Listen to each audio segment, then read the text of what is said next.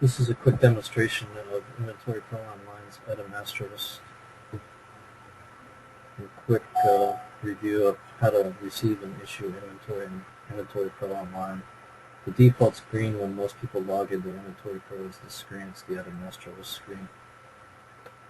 It basically defines all of your items that you're storing in your inventory. To get into the details of an item, you just click on the left pencil of the icon for the item, and it brings you into the details for the item. You can store a picture of your item. If you click on this little thing, it shows you the thumbnail of your item. You can upload a new picture by clicking the upload button, and the standard select file box comes up, and you can upload a new file if you would like to change the image. All of the links to the left of the items take you into user manageable lists.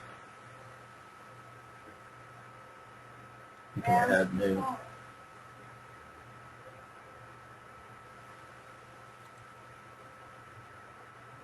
If you want to customize the screen, you can click on Customize, and you'll see all of the different fields that are visible on the screen.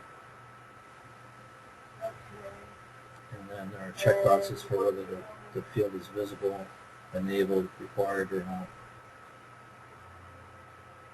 So if I wanted to turn on the global ID at the top of the screen, I could save it and then view the screen. Now the global ID shows up. And turn it back off.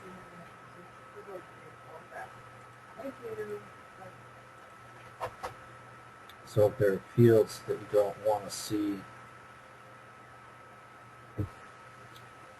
a user to see, you can customize, and you can also change per group in the user security permissions. Each group has screen sets, so you can make the screens different. If you only want the customers to see a couple of different fields, you can make their screen set completely different than the administrator or what an employee sees.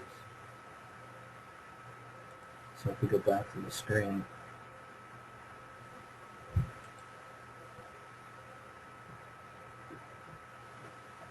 back to the item master list. If you click on the item ID link, it tells you which warehouses the item ID is available in. If a box is unchecked, then you can't. That item isn't in that warehouse. You can set the reorder points through this link, or if we go back to the item master list, you can also set the reorder points by clicking the levels screen. It shows you the lead time from the supplier. The reorder point is basically the minimum. The economic order quantity is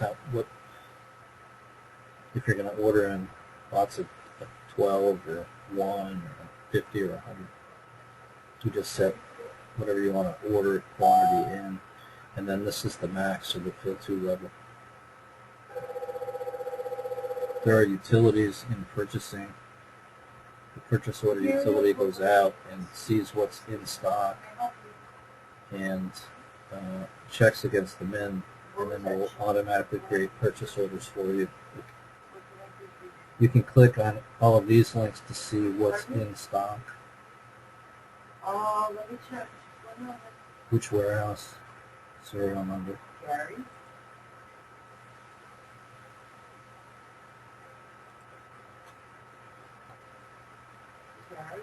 The available column is the in stock minus what's committed to go out.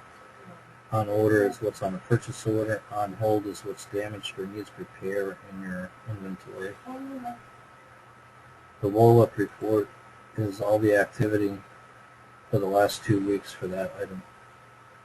If you want to see more than 2 weeks, there's a standard report in the report section where you can specify a date range. You can also filter by warehouses, by suppliers, whether an item is active or discontinued or it's in assembly. If you want to add a new item, you can just click here, or you can go through the pencil, and then there's many ways you can get to the same functionality. Or if you want to search for just everything that contains LCD, for example, in your item ID, there you go. Now you've narrowed down your list to just those two items. If you want to receive inventory, just click on the receiving button. Select the warehouse you want to receive into. Select the item ID.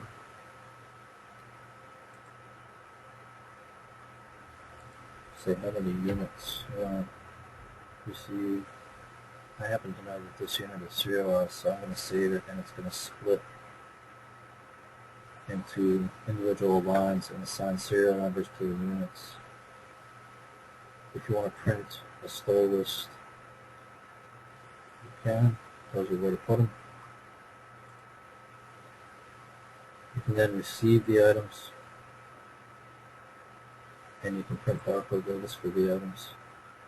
The barcode here represents this item ID. This is the description of the item, the serial number, when it was received, the adjustment code, the warehouse that the item was received into, and I did not anywhere mark. This is a 4x4 label that can be printed out on a standard barcode roll label printer like a Zebra or a Datamax. And custom barcodes can be supplied as needed if you need to add a field or take a field off, or barcode multiple fields. The issue grid is very similar to the receive grid. Pick which warehouse you're going to issue out of, this issue grid was already populated. You can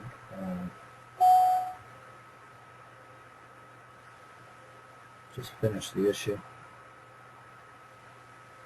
and this is your issue slip.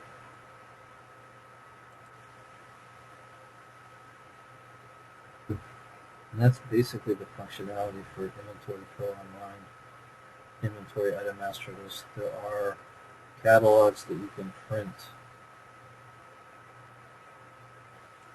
The inventory catalog shows a picture, the item ID, barcode, a picture, and the description of your item. This is very handy. You can print this out and use a keyboard wedge scanner as a checkout, much like being at a grocery store.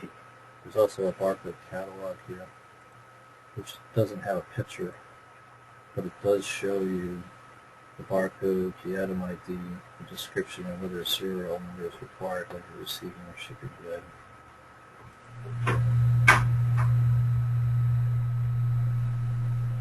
That's a quick overview. You can also do locate and moves. You can create multiple warehouses. You can create locations in warehouses. There's a cycle count utility. This is our Inventory Pro mobile scanner interface. Inventory reports. If you have work order assemblies and bill of materials.